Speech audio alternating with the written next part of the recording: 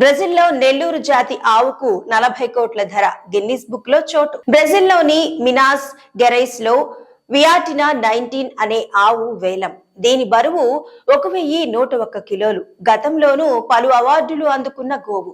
వీటినే మన దగ్గర ఒంగోలు జాతి ఆవులుగా పిలుపు. అధిక ఉష్ణోగ్రతలను కూడా తట్టుకోగలిగే శక్తి.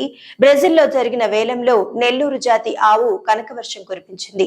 4.8 మిలియన్ డాలర్లు అంటే మన కరెన్సీలో చెప్పాలంటే దాదాపు 40 కోట్లకు అమ్ముడుపోయి ఏకంగా గిన్నిస్ రికార్డులకు ఎక్కింది. బ్రెజిల్లోని మినాస్ గెరైస్ లో నిర్వహించిన వేలంలో నెల్లూరు జాతికి చెందిన వియాటినా 19 అనే ఆవును వేలం వేయగా ఓ వ్యక్తి దానిని ఈ మొత్తానికి సొంతం చేసుకున్నాడు.